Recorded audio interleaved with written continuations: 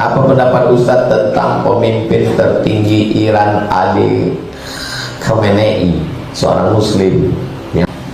Apakah kita meninggalkan Putin atau bersama Putin? Kita bersama Putin. Apakah dengan kita bersama Putin lalu kita menjadi ortodok? Tidak. Kita bersama Putin karena dia bersama Palestina.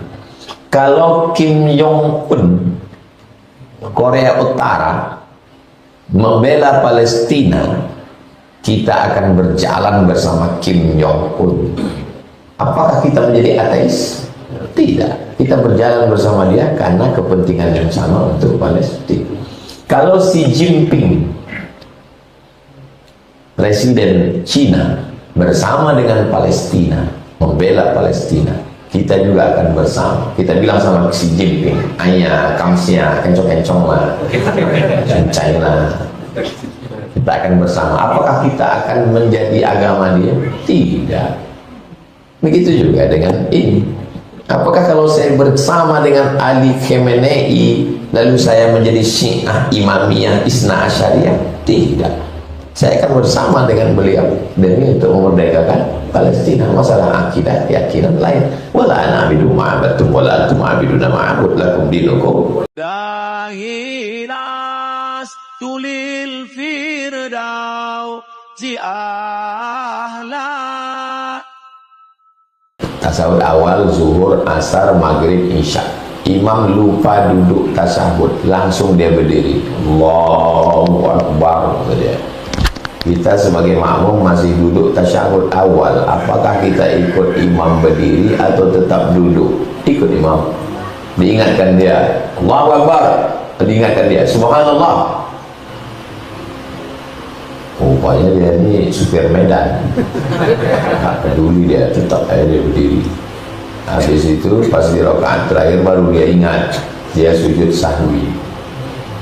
Sebelum salam sujud dia, Allahu Akbar, subhana man la yanamu wa la yashu. Kalau tak ingat bacaan itu, subhana rabbiyal a'la wa bihamdi. Duduk antara dua sujud, sujud lagi, subhana man la yanamu wa la yashu. Duduk baru salam. Kalau dia pun tak ingat juga, kita yang menjadi makmum ikut sama dia. Ju'ilal imamu liyutamma bihi, dalilnya imam itu diangkat untuk diikuti. Kalau setelah salam baru ingat, Assalamualaikum warahmatullahi, Assalamualaikum warahmatullahi. Pak Imam, Bapak tadi ada yang lupa. Maka setelah salam itu dia sujud. Kita pun ikut. Allahu Akbar. Allahu Akbar. Bisa saja lupa. Nabi pernah lupa? Pernah. Kok bisa lupa? Lupanya Nabi itu pun wahyu untuk mengajarkan umat Islam bagaimana kau kalau terlupa. Bukan berarti Nabi lupa. Kalau Nabi lupa hilanglah wahyu. Mana mungkin Nabi lupa?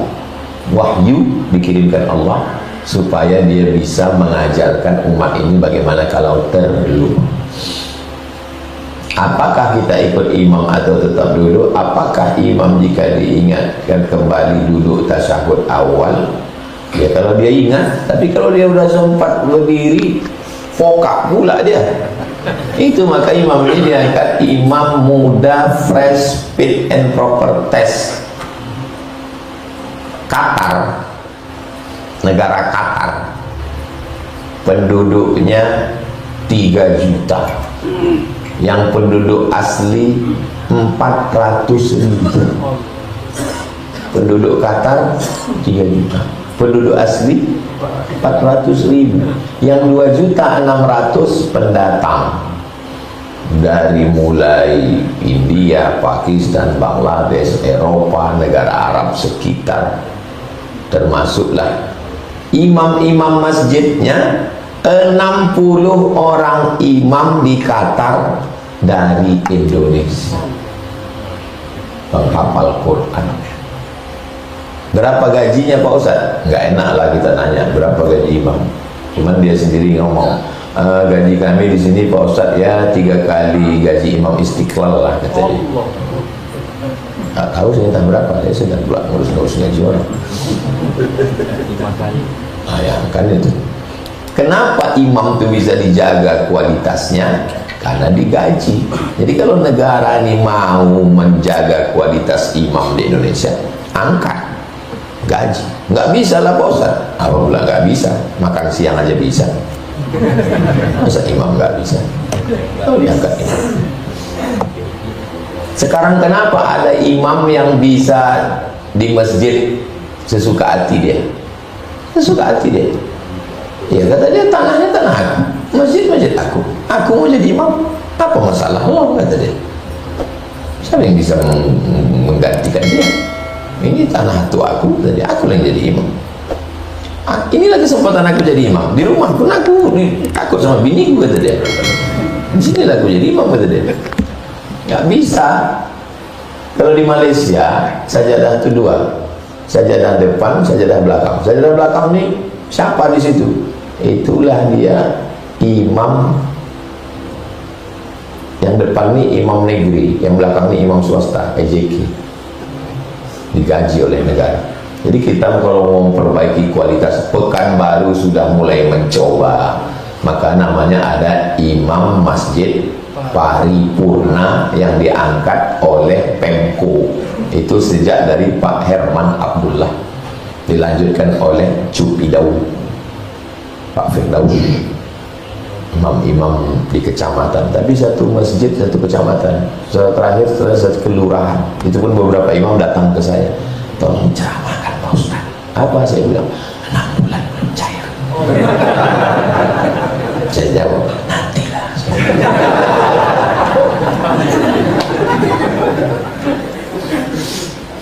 Apakah ada di zaman Nabi itu kodam? Kodam itu kan komando daerah militer.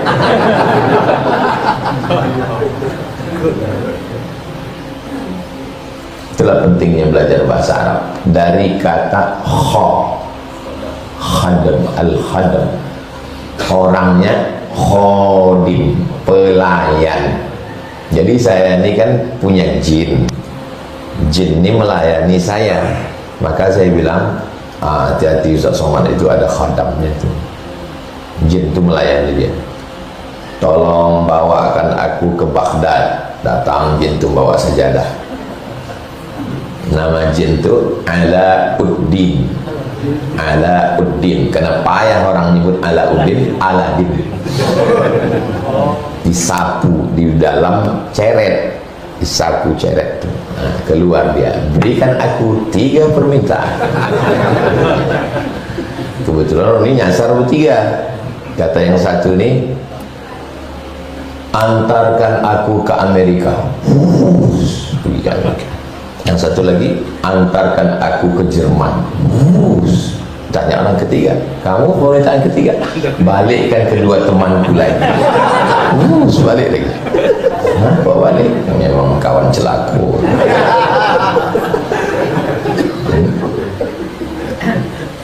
Apakah ada orang berkhodam ini di zaman Nabi?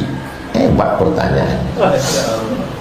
Ini namanya Ratu Sabah, Kerajaan Sabah. Di Riau ini mana ada Sabah? Sabah Au. Siap. Ini Sabah. Sabah ini di Yaman. Ini Sulaiman, Raja King Solomon di Palestina. Jarak dari Yaman ke Palestina ini 3000 km. Naik pesawat 3 jam.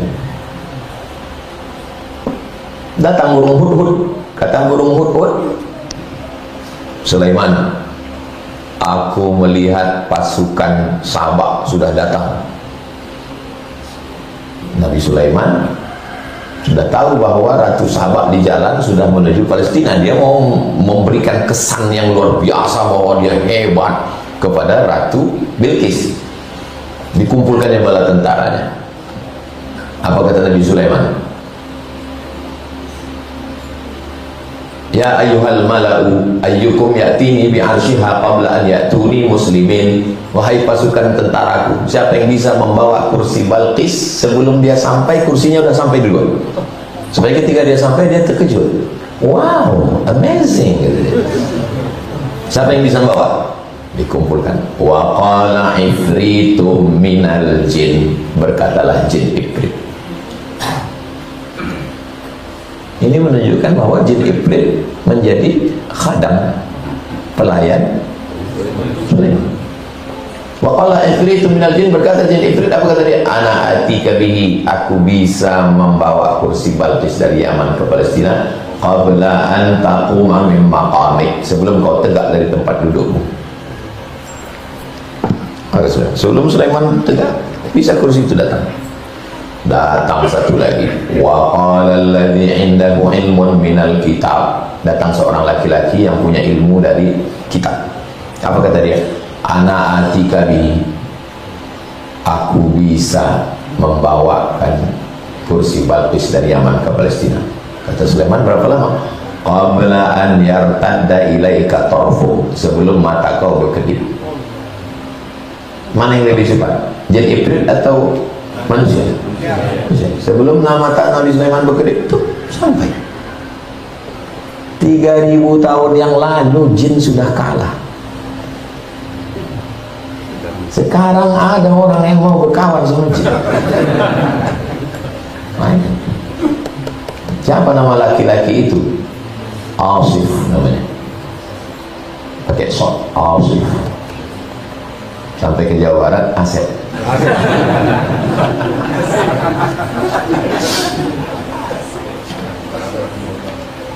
Inilah dalil orang berkawan sama jin. Baru ditanya, kau kenapa berkawan sama jin? Itu Nabi Sulaiman boleh. Tipis setipis kulit bawang. Nabi Sulaiman berkawan sama jin. Jin itu ditunjuk kirinya. Kau itu ditunjuk jin. Saya waktu saya bawa almarhumah mak saya ke tabligh akbar, pertama kali ditengoknya manusia macam semut. Balik dia, ditanyanya saya, kau berkawan sama jin? Takut dia saya punya jin, lalu jin itu menarik hati orang ini supaya dia mau dengar ceramah saya. Ada kau berkawan sama jin? Tidak. Ada kau mengamalkan wirid-wirid ini manggil jin? Tidak. Ku sumpahkan kau berkawan sama jin. Karena atukku dulu melarang ayahku, ayahku melarang aku melarang kau. Jangan kau berkawan sama jin, susah kau nanti mati, membuka atap diganggu jin. Maka jangan berkawan sama jin. Tapi kan ada jin Islam Pak Ustaz. Sedang orang Islam aja Pak yang percaya, lagi jin Islam. Saya berapa orang Islam yang ngutang tak balik-balik, kawan akrab tuh.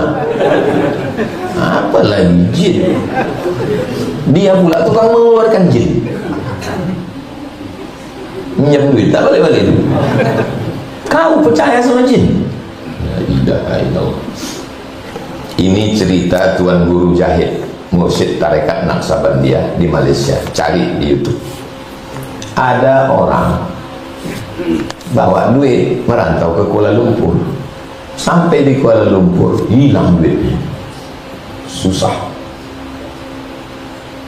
Akhirnya dalam putus asaan, udah tak ada lagi harapan, putus sudah, datang bisikan, kau buka rumah makan, jual roti canai, amalkan ini. Dibukanya roti canai, laris selaris-larisnya, maju balik duit tadi. Habis itu datang lagi bisikan, pergi ke Masjid Demak, lihat nasabmu ada di tiang. Pergi dia ke Masjid Demak, ditengoknya macam yang diceritakan. Akhirnya dia mengaku keturunan Wali Songo. Habis itu pulang lagi, kau bacakan ini nanti kau, jangan direkam nanti sangka saya jin.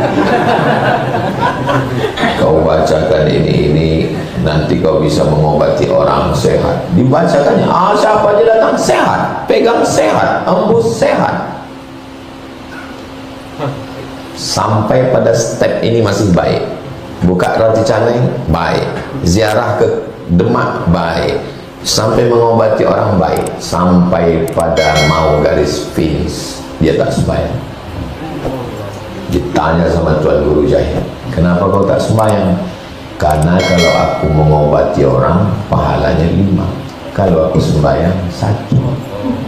nampak kerja setan, itu namanya SOS, standar operasional setan. Jangan mau berkawan, walaupun dia datang sedang berzikir itu. La ilaha illallah, la ilaha illallah, datang dia, aku mau jadi khadam. Gimana cara mengusirnya Pak Ustaz? Baca ta'awuz, hembus ke sebelah kiri. Tapi waktu saya berzikir Pak Ustaz, ada yang berbisik sebelah kanan. Apa kata dia? Sudah ngopi belum? Nah, itu kawan. Datang orang ke rumah saya menunjukkan gambar, Ustaz, di atas kulkas saya, di atas TV rumah, tiba-tiba datang emas sebesar ini. Coba tengok gambarnya, emas batangan segini panjang. Tak kau pegang? Enggak. Berapa hari? 2 hari saya biarkan Pak Ustaz. Habis itu hilang. Habis itu ada kunci segini panjang, emas juga. Kunci apa ini? Inilah kunci berangkas kotak besi yang ada di Istana Siak yang dekat tangga yang tak terbuka. Di situ ada petak emas katanya Pak Ustaz. Tak kau buka? Tidak. Ada ayah atuk-atukmu dulu yang dukun. Ada Pak Ustaz. Atuk-atuk kan. Itulah jinnya datang ke kamu. Orang setengah mati mencari jin nih, sampai puasa tak makan tak minum, ke gunung ke gua mau nyari jin. Jadi sekarang dia datang ke kau. Saya bilang, kenapa kau tak mau?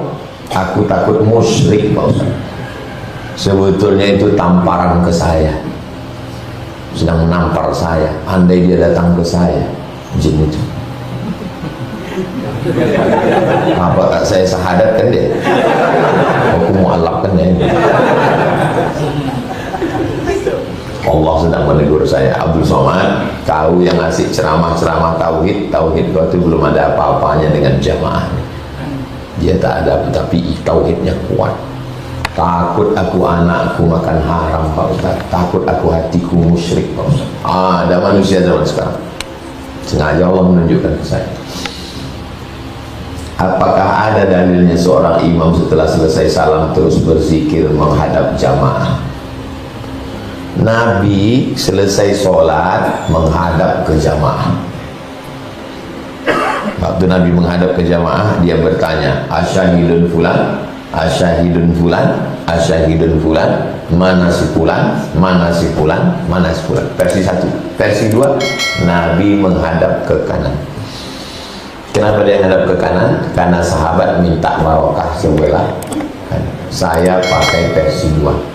Makanya saya tadi habis sholat saya menghadap miring ke kanan.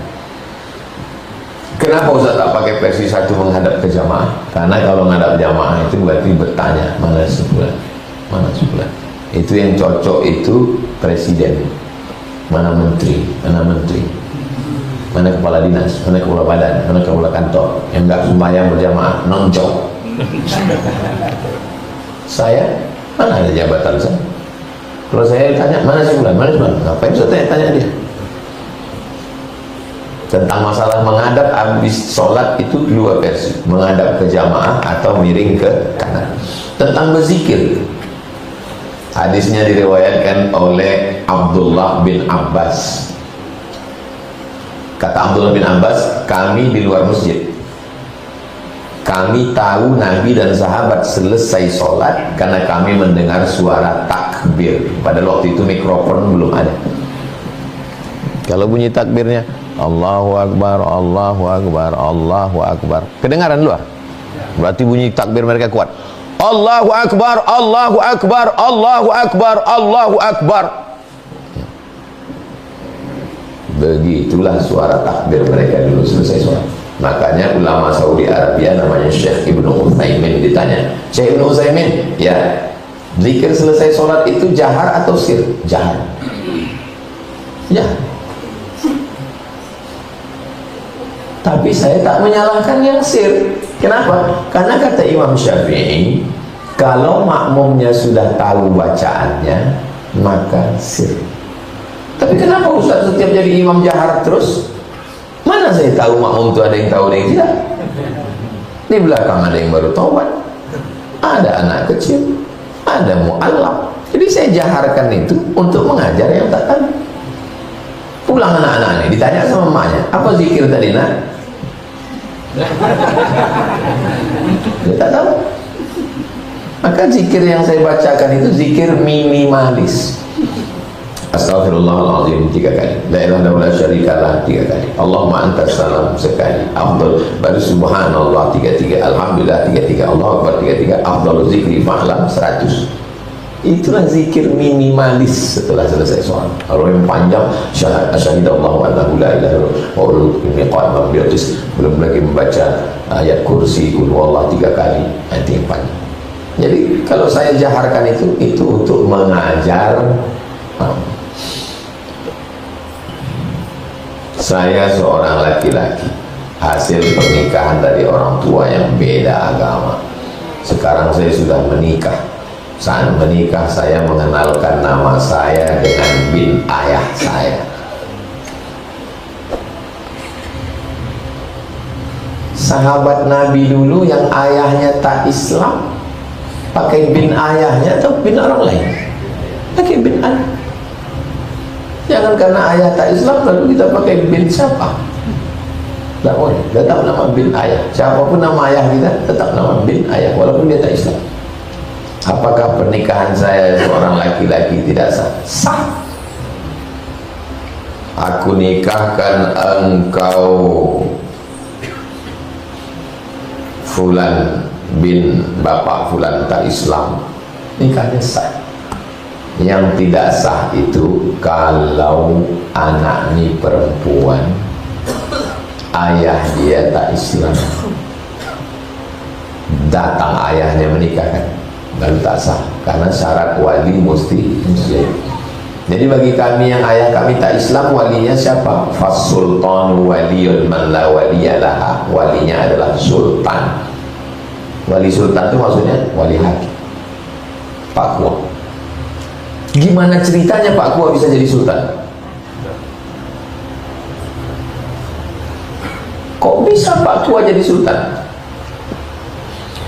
Sultan Delhi, Sultan Langkat, Sultan Aceh, Sultan Asahan, Sultan Siak, Sultan Pelalawan, Sultan menyerahkan kekuasaan kepada Presiden Soekarno. Tapi tidak semua setuju bahwa Presiden Soekarno ini sultan. Maka berkumpullah ulama di Bogor. Berdirilah seorang ulama dari Aceh namanya Syekh Muhammad Mudawali. Syekh Mudawali. Kata dia, Presiden Soekarno ini adalah ulil amri ad-daruri bisyawkah. Mari, dia adalah ulil amri ad-daruri dalam keadaan darurat, bisyawkahnya punya kekuasaan. Bukankah begitu Syekh Krongkale? Satu lagi ada di situ dari Aceh juga. Kata Syekh Krongkale, ya. Maka diangkatlah Presiden Soekarno sebagai ulil amri. Ulil amri mengangkat perwakilan di provinsi, Kanwil Kemenak. Kanwil Kemenak mengangkat di kabupaten kepala kantor Kakan Depak dulu namanya. Kakan Depak, kepala kantor Departemen Agama, mengangkat di kecamatan Pak Kua. Itulah kenapa Pak Kua tak ada perempuan.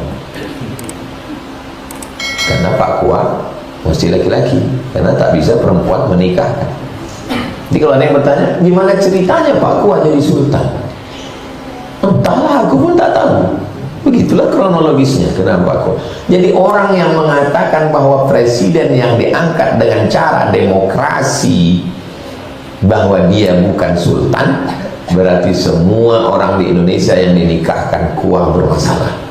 Kenapa? Karena Kua diangkat oleh Kakan Kemenak, Kakan Kemenak diangkat oleh Kanwil, Kanwil diangkat oleh Menteri, Menteri diangkat oleh Presiden, Presidennya bermasalah, maka nikah orang pun bermasalah. Tengok efeknya. Ini diam tanda paham atau tanda lapar? Apa kita masih bisa mendoakan anak yang sudah beda keyakinan karena sudah ikut ibunya? Karena dulu saya mempunyai istri seorang mu'allaf. Setelah berpisah, kedua anak ikut ibunya kembali menjadi non-muslim. Kalau dia masih hidup, doanya Allahumma hdi qaumi fa innahum la ya'lamun. Itu dalil boleh mendoakan orang tak Islam, karena Nabi mendoakan dia, Allahumma hdi qaumi fa innahum la ya'lamun. Berikanlah dia hidayah ya Allah. Jangan putuskan silaturahim. Belikan dia baju, telepon dia, ajak dia jalan, berikan kasih sayang, karena kita bertanggung jawab sampai dia meregang nyawa. Sebagaimana Nabi mengajak pamannya Abi Thalib sampai akhir hayat. Jangan putus, karena bapak bertanggung jawab. Kalau dia masih hidup, mintakan, berikan dia hidayah, berikan dia hidayah. Sholat hajat malam, berdoa, ya Allah berikan dia hidayah. Al-Fatihah, lembutkan hatinya. Al-Fatihah, lembutkan hatinya sebanyak sampai tertidur. Kertas terakhir, apa pendapat Ustaz tentang pemimpin tertinggi Iran Ali Khamenei, seorang muslim? Apakah kita meninggalkan Putin atau bersama Putin? Kita bersama Putin. Apakah dengan kita bersama Putin lalu kita menjadi ortodok? Tidak. Kita bersama Putin karena dia bersama Palestina. Kalau Kim Jong-un Korea Utara membela Palestina, kita akan berjalan bersama Kim Jong-un. Apakah kita menjadi ateis? Tidak. Kita berjalan bersama dia karena kepentingan yang sama untuk Palestina. Kalau Xi Jinping, presiden Cina, bersama dengan Palestina, membela Palestina, kita juga akan bersama. Kita bilang sama Xi Jinping, ayah, kamsia, kencong-kencong lah, cancai lah. Kita akan bersama. Apakah kita akan menjadi agama dia? Tidak. Begitu juga dengan ini. Apakah kalau saya bersama dengan Ali Khamenei lalu saya menjadi Syiah Imamiyah Isna Asyariyah? Tidak. Saya akan bersama dengan beliau demi untuk memerdekakan Palestina. Masalah akidah, keyakinan lain. Wala ana abidu ma'abatum wala antum abiduna ma'abud lakum dinukum. Jelas? Kalau Donald Bebe tiba-tiba dapat hidayah dan dia berjalan bersama Palestina, ya kita bersama Donald Trump.